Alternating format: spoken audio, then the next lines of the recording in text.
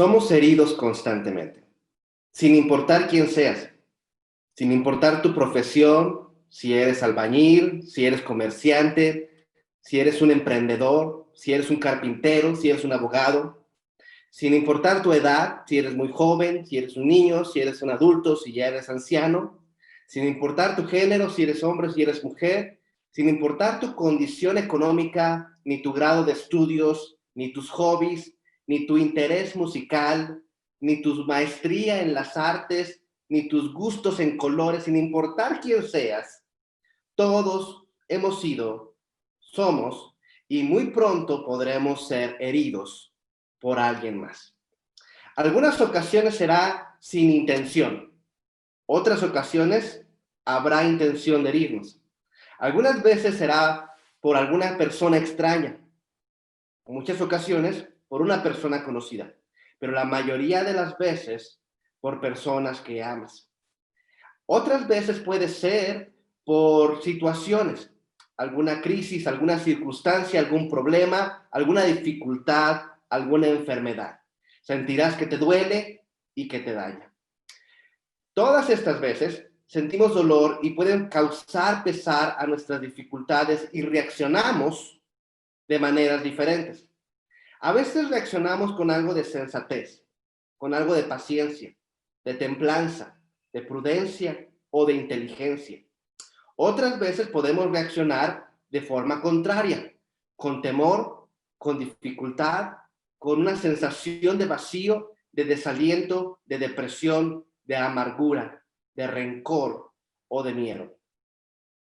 Toda esa clase de dolor, toda esta clase de pena, toda esta clase de dificultad es algo de la que Santiago ha estado hablando durante prácticamente toda su epístola y nos ha enseñado a lidiar con diferentes tipos de circunstancias en donde podemos nosotros mejorar la manera como nosotros las abordamos. Sin embargo, no puede explicar todo. Y explicar cada una de esas circunstancias también para mí sería imposible hacerlo en tan poco tiempo. Es decir, hay cosas que se tienen que hacer cuando quieres arreglar un problema de ansiedad. Y esas cosas son diferentes a las que tienes que hacer cuando quieres tratar un problema económico. Hay cosas que se tienen que hacer cuando estás fracturado, pero son diferentes esas cosas que se tienen que hacer a cuando estás lidiando con la depresión. Hay cosas que se tienen que hacer cuando estás en alcoholismo y son diferentes a las cosas que tienes que hacer cuando quieres resolver un problema matrimonial. Ya en la semana 3 de nuestras conferencias sobre soluciones prácticas para problemas complejos, Santiago nos enseñó cómo vencer los hábitos que nos vencen y nos explicó de manera general cómo abordar cada una de estas circunstancias. Me gustaría que al final de este video pudieran regresar a esa conferencia. Pero a pesar de que ya se mencionó allá, ahora Santiago retoma el tema y quiere abordarlo desde otra perspectiva, una perspectiva que nos va a ayudar en todo tiempo. Por eso en esta ocasión, el día de hoy, hablaremos acerca de cómo sanar cuando el dolor sigue presente. ¿Cómo sanar cuando el dolor sigue presente? Ya estás lidiando con tu tristeza, con tu depresión, con tu ansiedad, con tus problemas tóxicos, con los conflictos, ya estás lidiando con eso, pero aún sigue presente el dolor, siguen presentes las heridas. ¿Cómo sanar cuando todavía sigue presente? Así que vayamos entonces a lo que Santiago tiene que decir. Nos quedamos la semana pasada en el verso 12 y vamos a continuar desde el 13 en adelante a seguir explorando lo que Santiago tiene que decirnos. Pero yo quiero destacar de todo ese texto, quiero destacar la segunda parte del verso 16, donde dice, la oración del justo, obrando eficazmente, puede mucho. Y es que todo este pasaje que vamos a ver, la palabra oración o el hecho de estar orando se repite 8 veces en este pasaje tan corto. 8 veces se está repitiendo la palabra oración. Evidentemente, Santiago quiere llamarnos la atención sobre la oración. Y es que la oración Es como el respirar para el alma. No es la última instancia, no es el último recurso, porque algunas personas piensan que la oración es el último recurso. Si tú tienes un problema legal y estás tratando de salir adelante de este problema, estás con el abogado que está haciendo su trabajo y él te dice, ya hemos llevado el debido proceso, hemos llevado toda la papelería que corresponde, hemos llevado toda la legalidad en cada una de estas circunstancias, ya solamente queda que oremos por ello. Y parece ser que entonces dejamos la oración como el último recurso.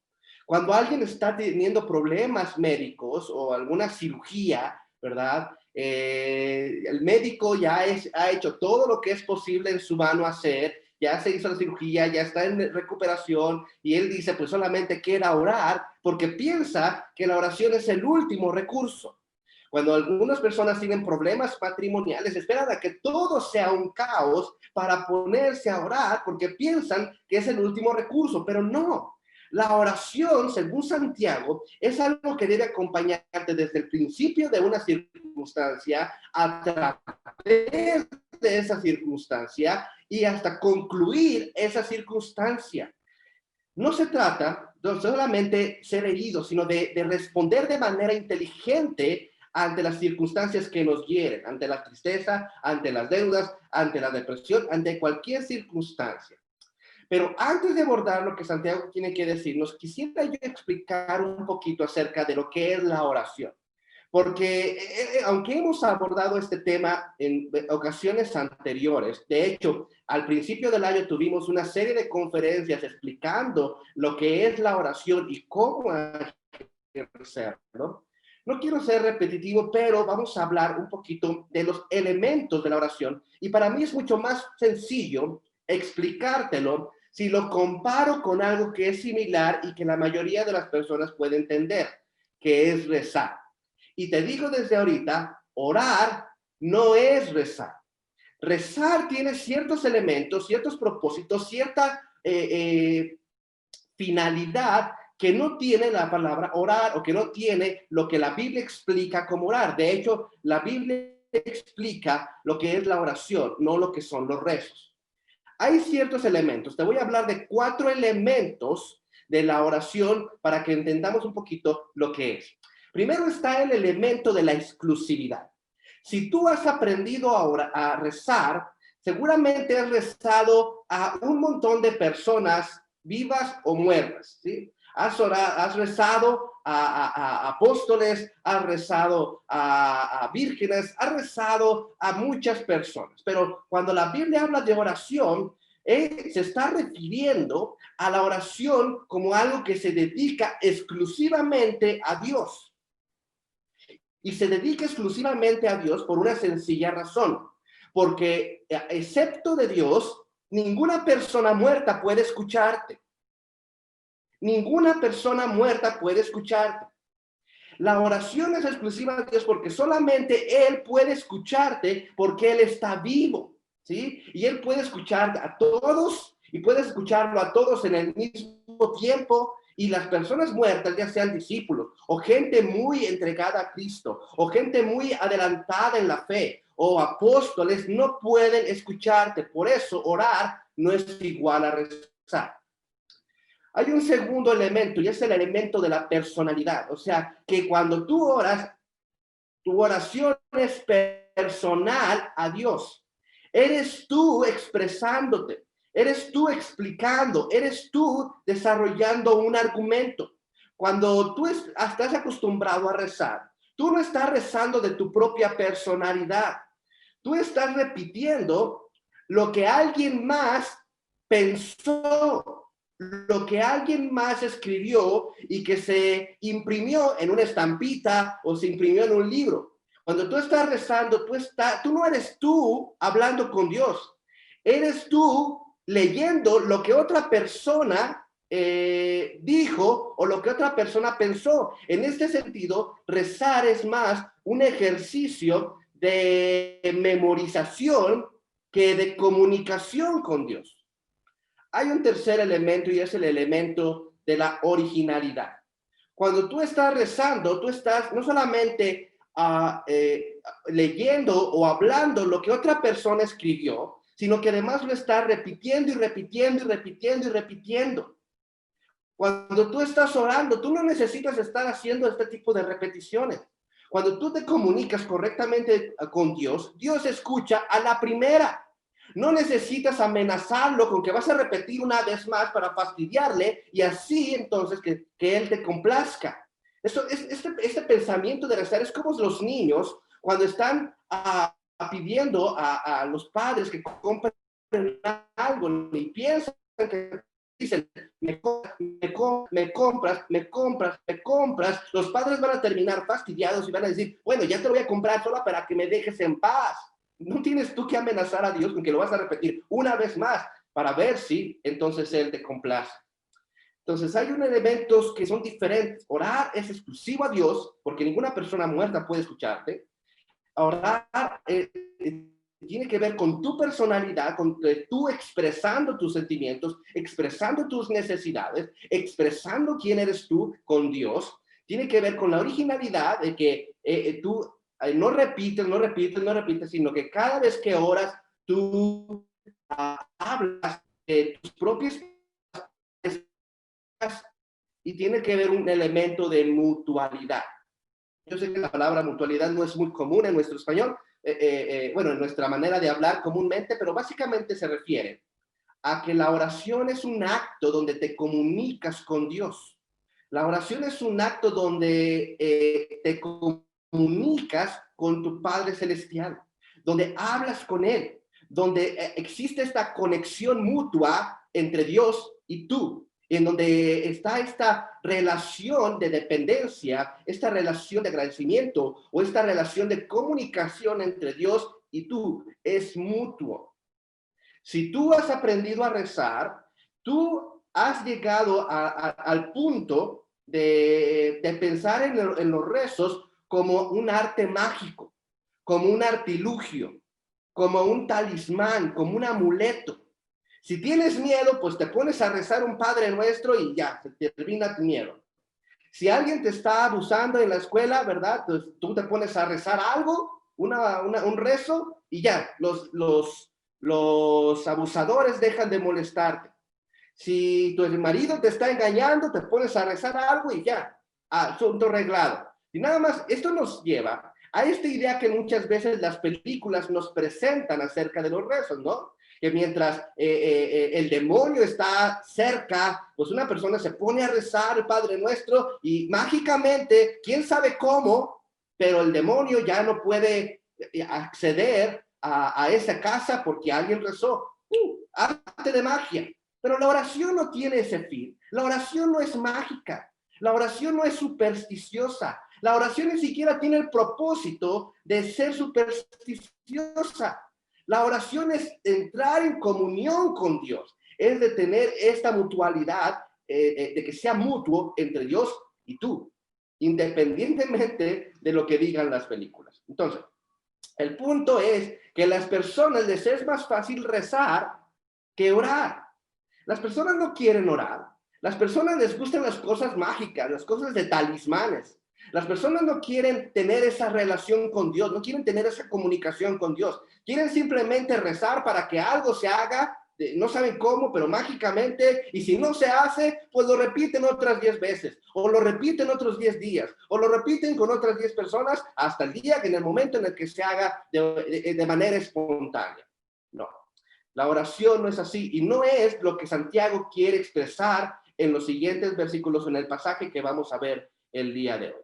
La oración es una comunicación con Dios y aunque Santiago no abunda en todos los detalles, porque evidentemente cuando él escribe esta epístola, escribe a personas que ya sabían todos estos detalles y más acerca de la oración. Ya lo sabía, no necesita, no quiere ser él un estudio extensivo, profundo sobre la oración, porque sus lectores ya sabían esto. Él sí quiere llamar la atención a algunos aspectos de la oración que nos van a ayudar también a nosotros. Y vamos a ver tres momentos o tres circunstancias en donde la oración se vuelve más importante que en otras ocasiones. Dijimos que orar es como respirar para el alma. hay que hacerlo constantemente, pero hay ciertas circunstancias donde se vuelven más importantes. Y es de lo que quiere hablar Santiago. Primero, hay que orar cuando estás herido emocionalmente. Hay que orar cuando estamos heridos emocionalmente. Ve lo que dice allí en el versículo 13. Ahora sí vamos a empezar del 13 y nos vamos a ir de corrido. Dice, ¿está alguno entre vosotros afligido? Haga oración. ¿Está alguno alegre? Cante salmos. Fíjate bien, él dice aquí, si estás afligido, haz oración. Aflicción, eso está hablando cuando estás sufriendo, cuando estás lleno de congoja, cuando estás siendo atribulado, cuando estás siendo atormentado. Está hablando de una angustia interna causada por circunstancias externas, ¿sale? Está hablando de una angustia interna causada por circunstancias externas, ¿va? Puede ser una crisis financiera, puede ser una crisis relacional, puede ser una crisis matrimonial, puede ser una crisis de salud, puede ser una pandemia, puede ser algo externo, pero que nos afecta de manera interna, ¿va? Es cuando la vida se pone difícil. ¿Con qué estás lidiando tú esta semana? ¿Algo está pasando en tu relación laboral que te tiene tenso? ¿Tus hijos están pasando por un problema matrimonial y tienen problemas con tu nieto? ¿Estás cansado de esta contingencia y aunque tú te estás cuidando, ves cómo las personas no están cuidándose y eso te lastima emocionalmente? ¿Tienes un amigo enfermo de COVID que está hospitalizado y tienes miedo de que tú también hayas contraído la enfermedad? ¿O tienes miedo de que tú se lo hayas infectado a él? ¿Alguien que confiabas mucho te traicionó? ¿En qué estado emocional te encuentras en este momento? ¿Temeroso de que te haya pasado algo? ¿Ansioso por las circunstancias? ¿Preocupado por algún padecimiento? ¿Con amargura con tu pareja? ¿Con qué estado emocional te encuentras el día de hoy? La semana pasada, cuando estuvimos hablando acerca de cómo tener paciencia, cómo desarrollar la paciencia en un mundo desesperante, estuvimos hablando acerca de que cuando estamos bajo presión, a veces respondemos con groserías, con maldiciones, porque nos presionan demasiado y respondemos de una forma que ni pensamos. Bueno, Santiago aquí nos está dando la solución. Nos está diciendo que debemos cambiar nuestras maldiciones por oraciones. Hay que cambiar nuestras maldiciones por oraciones. Ahora, si estás afligido, hay que hacer oración. Pero si estás alegre, hay que cantar salmos. ¿Has notado que la vida es una alternancia entre arriba y abajo? Entre la cima y el valle, entre el festín y el hambre. ¿Has notado de que así es la vida, a veces arriba y a veces abajo? Lo que está tratando de decir aquí Santiago es que si tú estás herido emocionalmente, hay que hacer oración. Pero si tú no estás herido emocionalmente, entonces, ¿por qué sufrir? Hay momentos en la vida que son buenos. Disfrútalos, vívelos, gózalos, deleítate en ellos. Algunos piensan que la vida de los creyentes es una vida de estar en pena todo el tiempo sufriendo, todo el tiempo en congoja, todo el tiempo con cara de dolor. Y no debe ser así. Hay momentos buenos en la vida y hay momentos para cantar. Hay momentos para alabar y hay momentos para engrandecer a Dios y hay momentos para disfrutarlos, para vivir. No tienes que estar afligido si no hay razón por estar afligido. Pero cuando estés afligido, hay que orar a Dios. Mira lo que dice David en el Salmo 18, versículo 6. En mi angustia invoqué a Jehová y clamé a Dios. Él oyó mi voz desde su templo y mi clamor llegó delante de él a sus oídos. Cuando estás herido emocionalmente, es tiempo de que te pongas a orar a Dios. Pero también hay otros momentos.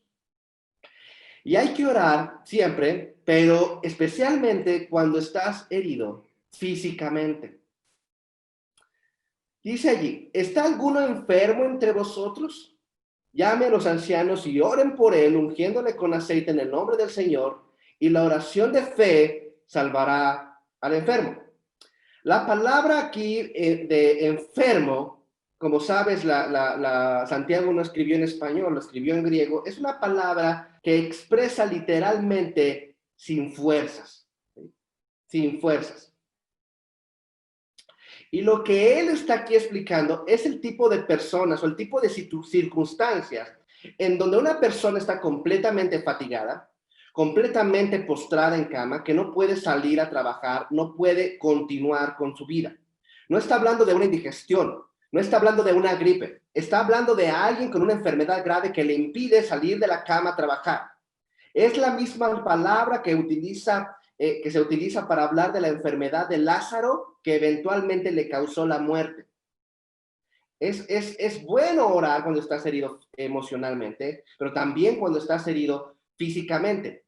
Ahora, yo quiero aprovechar esta circunstancia sobre las heridas físicas y sobre la sanidad física, porque hay mucho que hablar sobre esto, porque hay diferentes tipos de enfermedades físicas en las escrituras. Y esto nos lleva a concluir que hay diferentes tipos de abordajes sobre la sanidad física.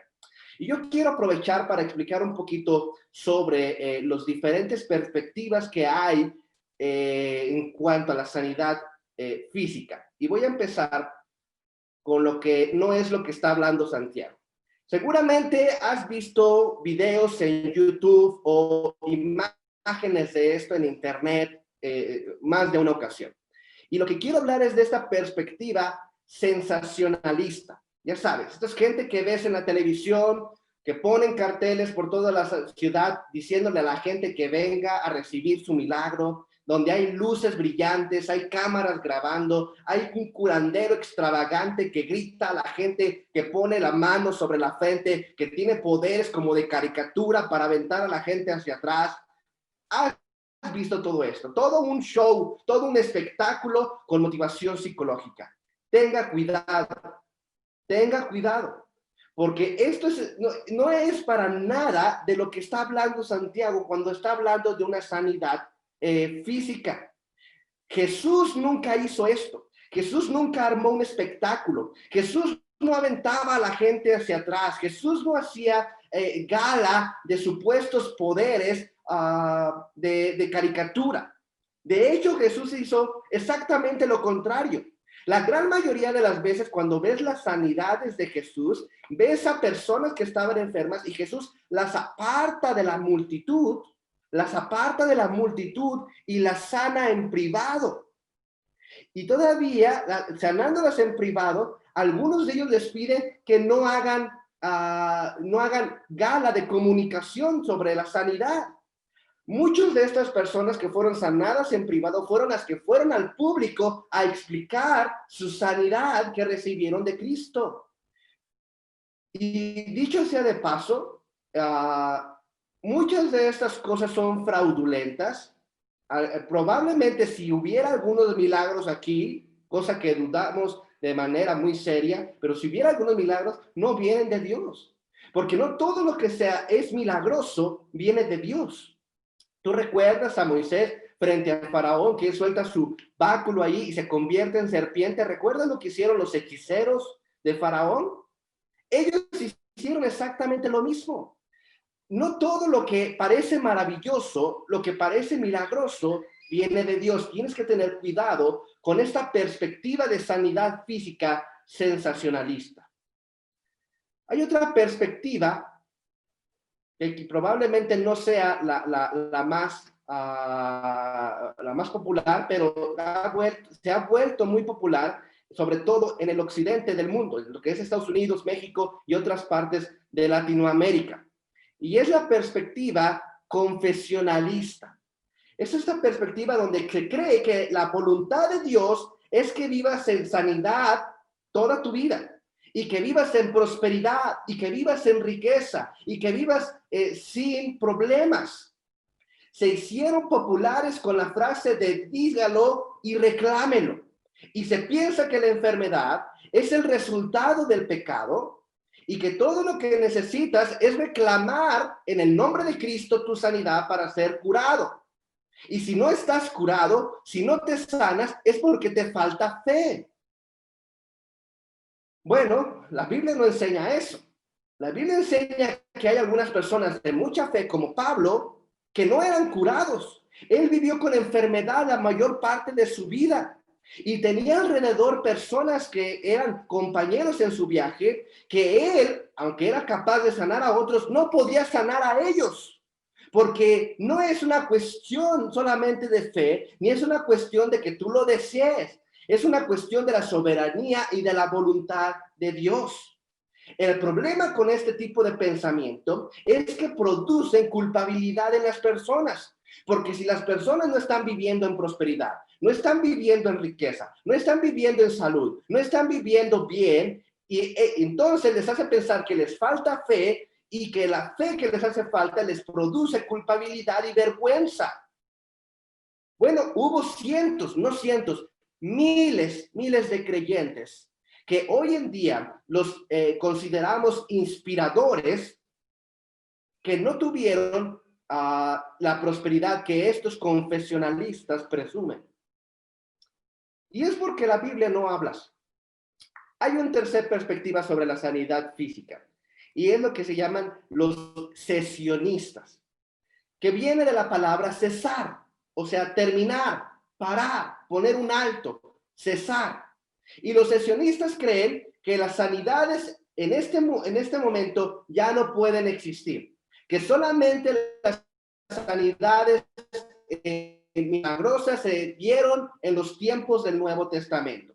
No están criticando, ni están negando, ni contradiciendo las sanidades de Jesús y los apóstoles. No dudan de ellos. De hecho, muchos de ellos las explican, las exploran, las defienden, las exponen a otras personas. No dudan sobre ellas, pero piensan que aunque esas sanidades tuvieron un propósito en el Nuevo Testamento, entonces se terminó el propósito y ya Dios ya no sana milagrosamente a nadie.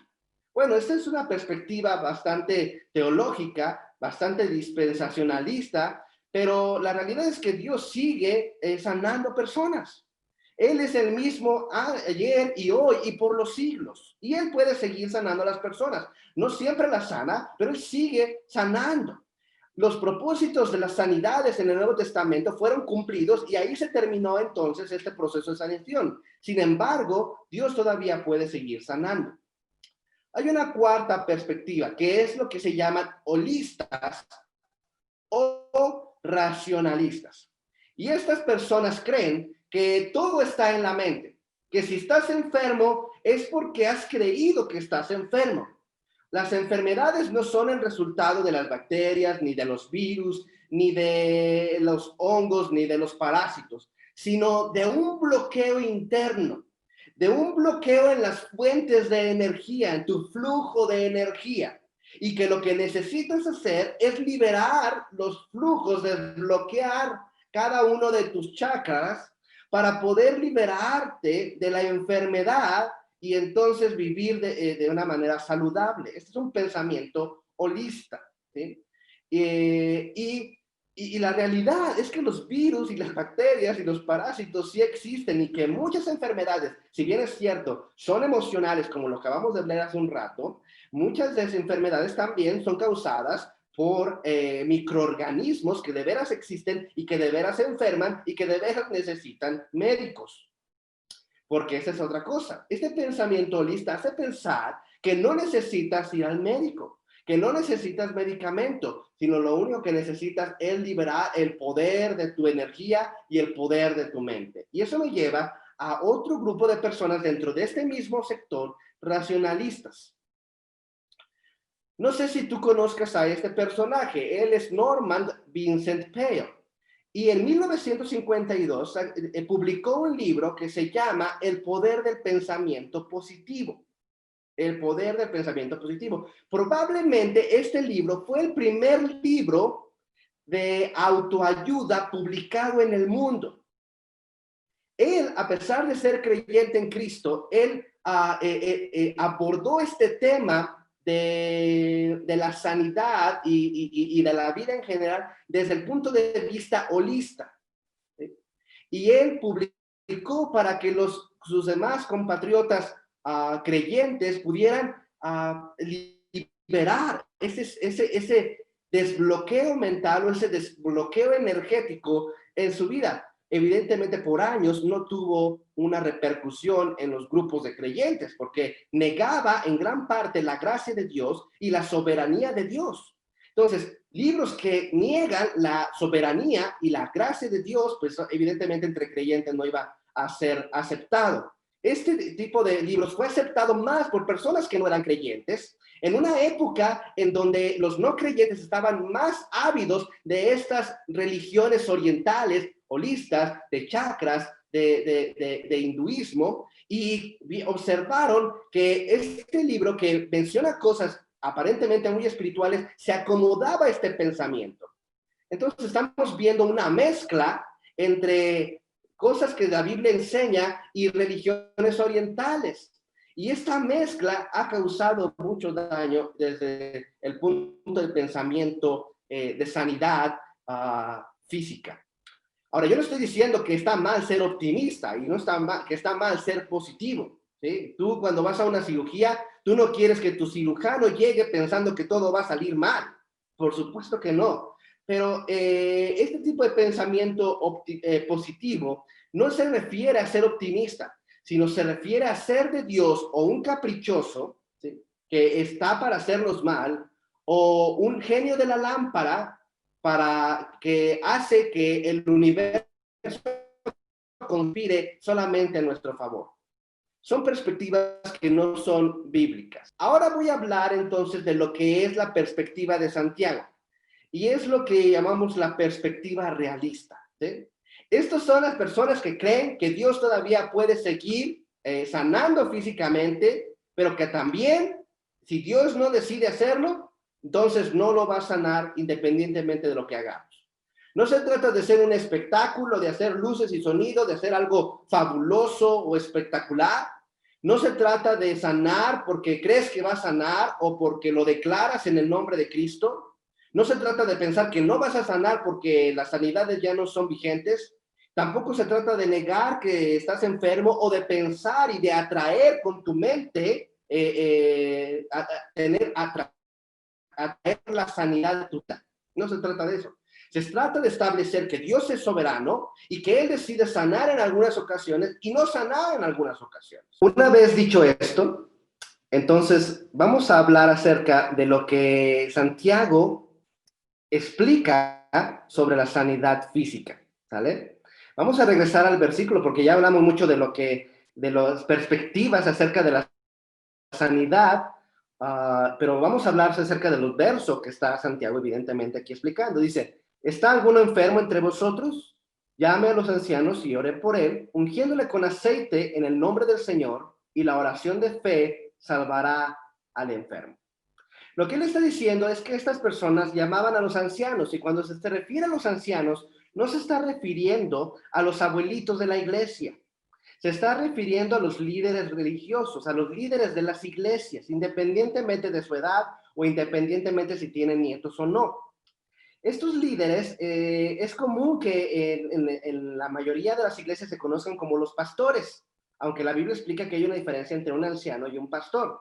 Son diferentes oficios y son diferentes los propósitos. Pero independientemente como los conozcas, lo que está diciendo aquí es que el enfermo tiene que llamar a los ancianos para que vayan y oren por él.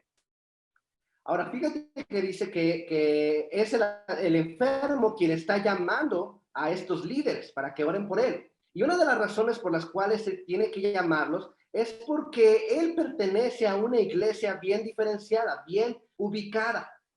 En la antigüedad no existían todas estas plataformas digitales donde tú y yo podemos nutrirnos espiritualmente. No existía YouTube, no existía Facebook, no existían ni páginas de internet. Esta persona evidentemente pertenecía a esa iglesia y cuando él estaba enfermo sabía a quién llamar. Si tú solamente estás viendo videos y no perteneces a una iglesia, en el momento en que tú te enfermes, ¿a quién vas a llamar? Necesitas pertenecer a una iglesia para saber a quién llamar cuando necesitas ayuda. Otra cosa que quiero destacar es cuando él habla acerca de que y ungirle con aceite.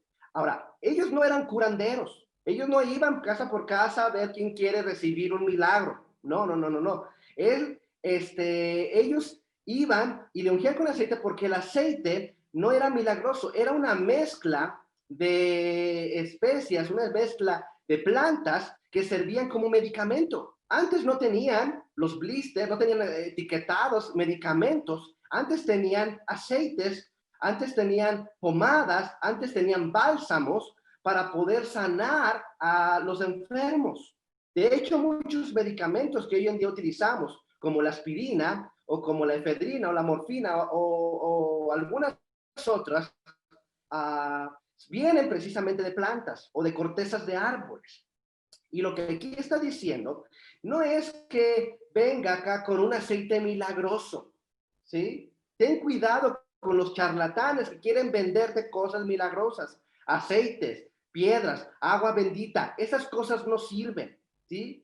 Ellos piensan que sí, porque versículos como este parece decir que está diciendo que hay que ungir con aceite, pero Santiago ni siquiera está ordenando, ni siquiera está dando la instrucción de que eso es lo que se debe hacer con los enfermos. Lo que está básicamente aquí explorando es que si estás enfermo, tienes que ir al médico y tienes que tomar medicamento, el mejor medicamento disponible a tu alcance.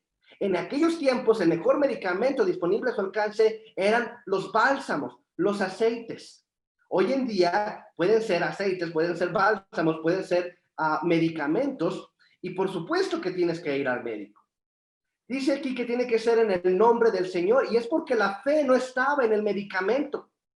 ¿Sí? Aunque te haya curado previamente, decir, oye, tómate este medicamento porque le tengo mucha fe, estás poniendo tu fe en un lugar inadecuado. Tu fe debe ir en el Señor, independientemente si estás tomándote algún medicamento o no, tu fe tiene que estar puesta en el Señor. Ellos tenían la fe puesta en el Señor, no en el aceite. ¿Sí? Ahora, no tiene que estar como enfermo pensando que cierta jengibre o manzanilla o gobernadora o valeriana va a hacer el efecto que solamente Dios puede causar en ti. Si estás enfermo, entonces ve al médico. Si necesitas atención, contrata a una enfermera. Y si necesitas oración, llama a los líderes de tu iglesia para que oren por ti. Y tómate el medicamento que el médico te está prescribiendo. Si muchas veces eso es lo que hemos hecho nosotros en la iglesia. Oramos por personas y nos gratificamos y nos alegramos cuando Dios contesta de manera afirmativa y hace que la persona sane. Pero también sabemos que hay veces que Dios no sana por algún propósito que Él tiene, por alguna razón que Él tiene, decide no sanar. Y en ello también lo aceptamos de manera humilde. Así que si estás enfermo, y podrías estarlo, en esta pandemia, podrías infectar, ora para que Dios te bendiga con salud física también. Entonces, hay que orar cuando tenemos heridas emocionales, hay que orar cuando tenemos heridas físicas y hay que orar cuando estamos heridos espiritualmente. Santiago lo describe así. Y si estuvieran pecados, les serán perdonados. Confesaos vuestras faltas unos a otros y rogados unos por las otros, para que sean sanos. La oración del justo, obrando eficazmente, puede mucho. Regresamos ahora sí al versículo 16.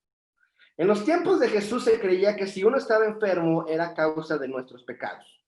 Que si uno confesaba su pecado y aún así seguía enfermo, entonces es porque había otros pecados ocultos que no había confesado. Que si un bebé nacía enfermo o con alguna deficiencia, era porque ese niño pecó en el vientre de su madre, o porque sus padres lo concebieron en pecado.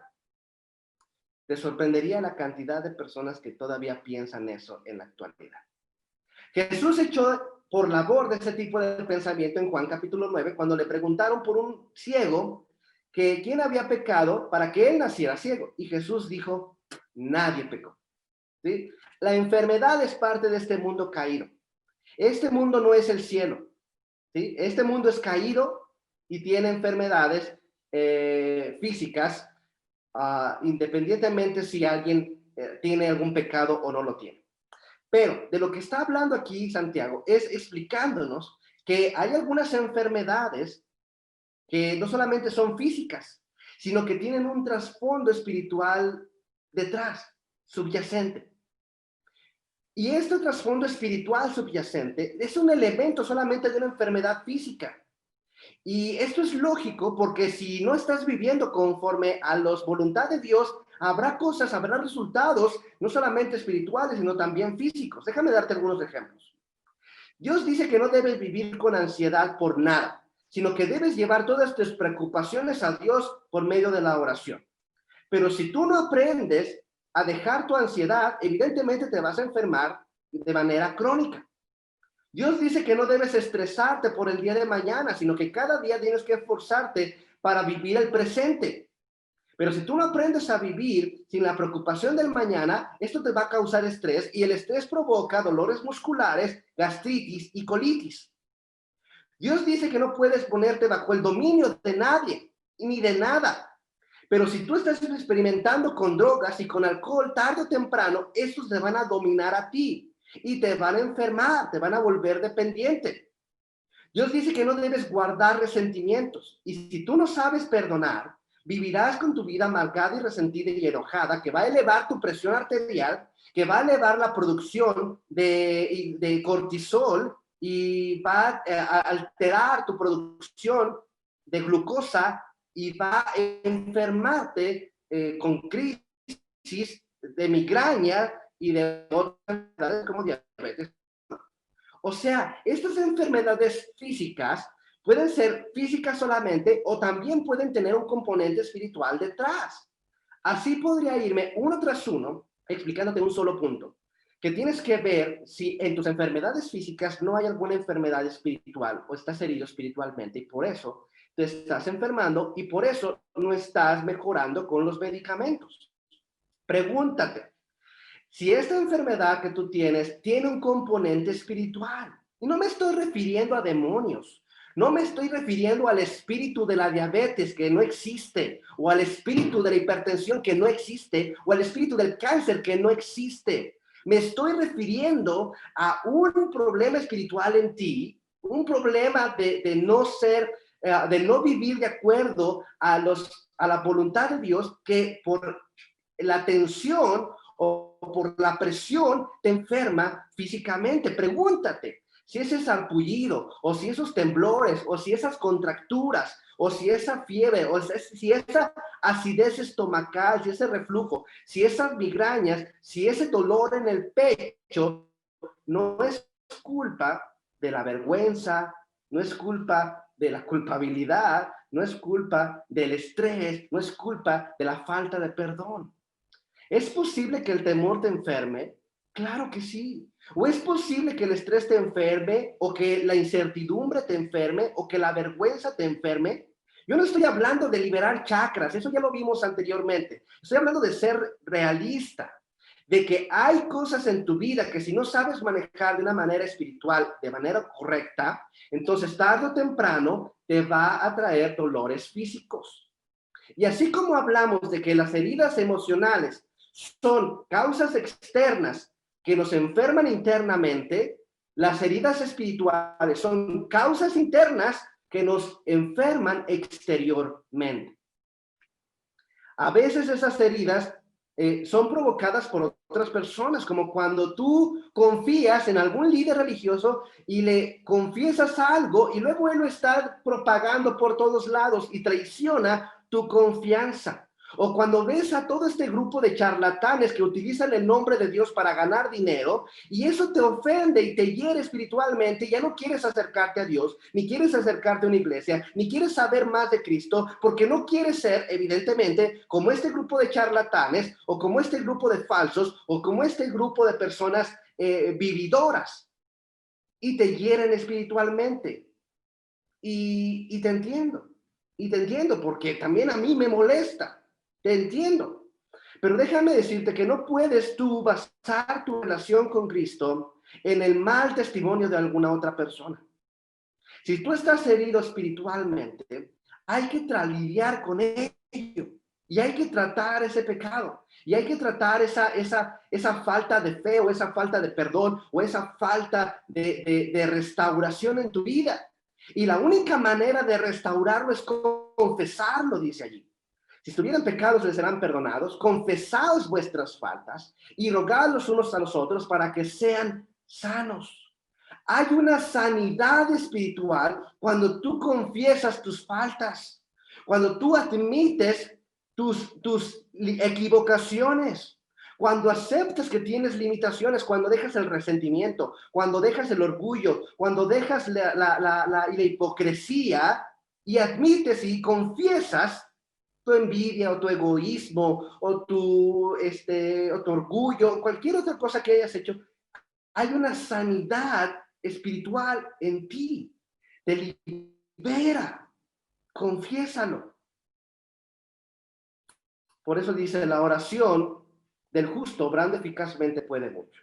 Porque te puedes sanar espiritualmente si tú confiesas tus pecados. Ahora, yo quiero ser claro también con esto, porque hay algunos malentendidos en estos versículos. Lo primero que quiero destacar es que no está diciendo que la oración tiene poder. ¿Has escuchado eso? ¿Que la oración tiene poder? No es exactamente. El que tiene el poder es Dios, no es la oración, porque caer en esa idea supersticiosa de pensar que de una manera mágica, sin saber cómo, oramos y ya, eventualmente sucede. La oración tiene en esa forma de pensar. Quien tiene el poder es Dios, no la oración. Pero lo que sí puede hacer la oración es de sanarte espiritualmente, porque tú estás utilizando la oración como un acto de confesión. Cuando tú confiesas, te sana espiritualmente. En ese sentido tiene esa posibilidad. Ahora, tampoco está diciendo que el justo sean los líderes religiosos. ¿Sí? Porque una vez se llega a pensar así, que Dios no lo escucha a uno y lo que tiene que pedirle es a alguien que ore por uno, porque a lo mejor a él sí Dios lo escucha. Y no, Dios escucha a todos, ¿sí? No porque tú creas que otra persona está más cerca de Dios y que Dios no te va a escuchar a ti. No pienses así. Dios escucha a todos. Cuando se está refiriendo al justo, se está refiriendo a la persona que está admitiendo su pecado y que confiesa y en ese momento es justificado, ¿sí? Es una persona espiritual. Ahora, la sanidad física no es más importante que la sanidad espiritual. Y de eso está hablando aquí Santiago. La sanidad espiritual que tu alma necesita es más importante que tu sanidad física. Dios puede sanarte espiritualmente siempre. Y Él ha decidido sanarte si tú confiesas. Pero si no, no habrá sanidad. Pero no siempre va a sanar físicamente. Y observa cómo lo dice aquí David en el Salmo 32, versículo 3 al 5. Mientras callé, se envejecieron mis huesos, es mi gemir todo el día, se volvió mi verdor en sequedad de verano. ¿Qué está diciendo? Mientras me estuve callado, mientras no confesé, tuve problemas físicos, mis huesos se envejecieron y estaba dolorido todo el tiempo y estaba con el dolor que no podía y toda mi energía se me fue y parecía que en vez de ser alguien con verdor estaba en sequedad. Y es que el verano, para aquellos lugares del mundo, el verano es muy seco. Sí, normalmente nosotros acostumbramos a pensar en verano como algo muy verde, pero en aquellos territorios no es así. Y él dice, mientras estuve callado, pues tuve aflicciones físicas. Luego dice, mi pecado te declaré y no encubrí mi iniquidad. Confesaré y tú perdonarás mi maldad. La única manera en que Dios perdone tu maldad es confesándola. Y cuando tú vayas a Salmo 32, después de ver este video, y continúes leyendo a partir del versículo 6, te darás cuenta que es esa confesión lo que le liberó espiritualmente y que sus enfermedades físicas poco a poco pudieron ser resueltas. Entonces, hay que orar cuando estés en cualquier circunstancia, pero especialmente cuando estás herido emocionalmente, cuando estás herido físicamente y cuando estás herido espiritualmente. Pero Santiago no se detiene en el versículo 16. De hecho, continúa en el versículo 17 y 18 diciendo lo siguiente. Elías era un hombre sujeto a semejantes pasiones que nosotros, y rogó con oración que no lloviese, y no llovió sobre la tierra en 3 años y 6 meses. Y otra vez oró y el cielo dio lluvia y la tierra produjo su fruto. ¿Qué está tratando Santiago de decirnos ahí? ¿Qué quiere Dios decirnos ahí? Él nos quiere indicar qué tipo de persona es la persona que puede orar por sanidad emocional, por sanidad física y por sanidad espiritual. ¿Qué tipo de persona es? La respuesta es que cualquiera. Cualquiera puede orar por haber este tipo de milagros en su vida. Cualquiera. Puede ser una salud emocional, puede ser una salud matrimonial, una salud financiera, una salud filial, una salud de cualquier tipo. Tú puedes orar a Dios para que Dios te dé ese tipo de sanidad que tú necesitas. Elías dice que era sujeto a las mismas pasiones que nosotros. Y tú puedes ver la historia de Elías en el libro de Primera de Reyes capítulo 17 hasta el libro de Segunda de Reyes capítulo 2, y vas a ver una enorme cantidad de enseñanza y de una historia fabulosa de este hombre. Son solamente 8 capítulos, no te espantes por todo lo que acabo de decir sobre los capítulos y los libros. Son solamente 8 capítulos muy fascinantes y llenos de enseñanza. Te recomiendo que después de este video lo vayas a ver en Primera de Reyes capítulo 17. Empieza ahí. Pero lo que Santiago quiere destacar de Elías es que él vivió cualquier de las o las dificultades que nosotros hayamos lidiado también. Él estuvo luchando con el temor, con la culpa, con la fatiga, con la depresión, con la ansiedad, con la preocupación, con la soledad, con la ira, con el hambre. Él luchó con estas cosas como tú y como yo, pero él sí se atrevió a vivir una vida de oración. Y él estuvo orando a Dios y él oraba y era persistente en la oración, créeme, era muy persistente en la oración. Tú no tienes que ser perfecto para orar. De hecho, somos nosotros los imperfectos, los dificultados, los dolidos, los necesitados, los atormentados, los heridos, los que necesitamos orar, y Dios nos escucha tal y como escuchó a Elías. Probablemente Dios no nos conteste que sí cuando queramos que no llueva, pero Él puede contestarnos de otras formas en otras de nuestras oraciones. Lo importante es que sepas que Dios siempre contesta, siempre. No hay oración que Dios no conteste. A veces contesta que sí, a veces contesta que no. Y contesta. Lo importante es que tú sepas que no necesitas ser perfecto para orar. Si Dios solamente responde a los perfectos, entonces no respondería ninguna oración. Y esto me lleva entonces a tratar de ver cómo orar de manera que puedas recibir respuesta de Dios. Y eso, como lo dije al principio, ya lo vimos a inicios de año. No quiero ser repetitivo, pero si tú tienes dudas sobre esto, escríbenos a iglesiazacatecas@gmail.com y te ayudaré. Ahora nada más quiero abordar cómo Santiago toma de manera general algunos consejos para orar. Ya lo hemos visto en de las conferencias. Voy a dejarte los enlaces en la descripción de este video, pero de una manera muy breve te diré que hay que orar y hay que pedir con claridad. Santiago capítulo 4, versículo 2 nos dice, y no tienes lo que deseas porque no pides. Y a veces pensamos que orar solamente es hablar con Dios, darle gracias, bendecir a otros, ponernos a su disposición, y eso está excelente, excelente. Pero Dios no se enoja porque tú le pidas. Pide, puedes pedir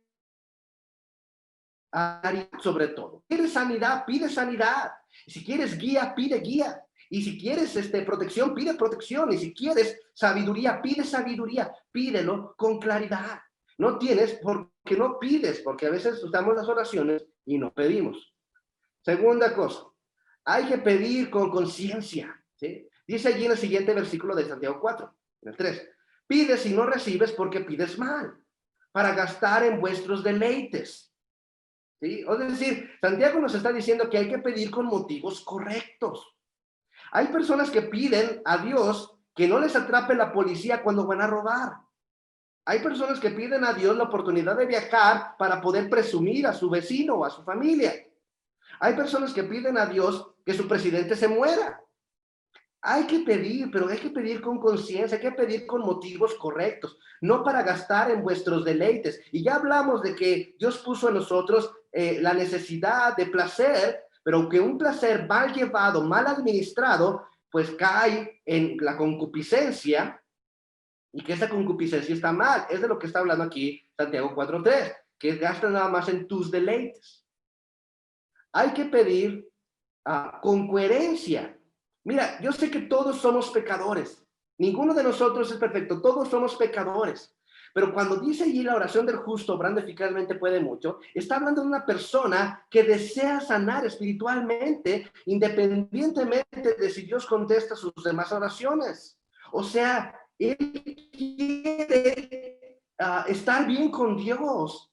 Y aunque le pida muchas otras cosas, aun si Dios no le responde, él está bien porque él quiere estar bien con, es pedir a Dios y te ayude en algo, pero tú ves que está mal, pues robar o golpear a tus hijos y no quieres cambiar eso, como que no es coherente. No es coherente acercarse a un Padre Celestial, no es coherente acercarse al Señor, ¿sí? A un rey y decirle, yo voy a seguir viviendo la vida como yo quiera, pero no ser malo, ayúdame en esto. Como que no es coherente, hay que pedir con coherencia. Y hay que pedir también con confianza. Como lo dije, Él es un Padre Celestial. Y puedes escuchar de Él, puedes hablar de Él. Él es un Padre. Yo sé que muchas veces nuestros padres terrenales no nos daban la confianza como para ir y pedirle, pero el Padre que es Dios, puedes pedirle. Dice allí en el versículo 6 y 7 del capítulo 1 de Santiago, pero pida en fe, confía. Luego dice, y no dudando nada, porque el que duda es semejante a la onda de la mar que es movida del viento y echada de una parte a la otra. O sea, para un lado y para el otro. No piense pues tal hombre que recibirá ninguna cosa del Señor. Hay que pedir con confianza, con expectativa, como lo hemos visto en las semanas pasadas, con expectativa. Y expectativa no es no hacer nada. La expectativa es hacer algo hoy, preparándote para recibir la bendición que viene mañana. ¿Qué estás haciendo hoy que te prepara para recibir la sanidad emocional que viene mañana? ¿Qué estás haciendo hoy para prepararte para la sanidad física que viene mañana? ¿Qué estás haciendo hoy para prepararte para recibir la sanidad espiritual que viene mañana? Eso se trata de pedir con confianza. Ahora, como te dije, no era cosa de profundizar mucho en estos elementos porque ya Santiago los abordó en diferentes conferencias. Tú puedes buscarlas. Búscala de cómo enfrentar las crisis en mi vida. Búscala de cómo decidir en tiempos difíciles. Búscala de cómo vencer los hábitos que me vencen. Búscala de cómo evitar los conflictos antes de que me aparezcan. Y búscala de cómo desarrollar mi paciencia en un mundo desesperante. Y vas a encontrar estos elementos más explicados con mayor profundidad. Bien, pues, ¿quieres sanar cuando el dolor sigue presente? Necesitas orar. De hecho, si el dolor sigue presente, muy probablemente es porque no has orado. Si el dolor sigue allí, es porque no has orado. La oración es el aire que tu alma necesita. Es el calor que tu espíritu necesita. Es el refresco que tu vida necesita. Orar no es rezar. Rezar no te acerca a Dios. Orar sí. Deja de rezar y ponte a orar. Orar no es el último recurso. Es el primero, el que te acompaña en cualquier circunstancia de la vida, mientras esté la mala circunstancia o hasta que se concluya. Orar no es el último recurso, es el primer recurso. Ora cuando estés herido emocionalmente, cuando estés herido físicamente, cuando estés herido espiritualmente. Ora en todo tiempo, porque tú puedes orar. No está reservado para un grupo especial, tú puedes orar, pero ora con claridad, ora con conciencia, ora con coherencia y ora con confianza. Y si en algo podemos ayudarte, escríbenos para orar por ti. Durante las últimas semanas, Santiago nos ha llevado en el último viaje de su libro y ha hablado de cosas que tienen que ver con la funcionabilidad de la vida, no cosas internas, como lo hizo desde un principio, sino ya con cosas externas que debemos saber cómo manejar. Empezó a hablarnos sobre el futuro, cómo hacer planes y los errores que debemos evitar. Luego nos habló sobre las finanzas, sobre administrar bien el dinero. La semana pasada estuvo hablándonos acerca de la fatiga, ¿sí? La importancia de ser pacientes en momentos más oportunos. Hoy nos habla sobre las fracturas. Futuro, finanzas, fatiga, fracturas. Y aunque todavía tiene mucho que decir, en los últimos 2 versículos de la epístola, nos hablará sobre la fraternidad en el tema de cómo solucionar problemas complejos. Cómo solucionar problemas complejos. Con este tema terminaremos nuestra serie de conferencias sobre el libro de Santiago. Espérala, que vendrá pronto. Quizá no la siguiente semana, pero vendrá pronto.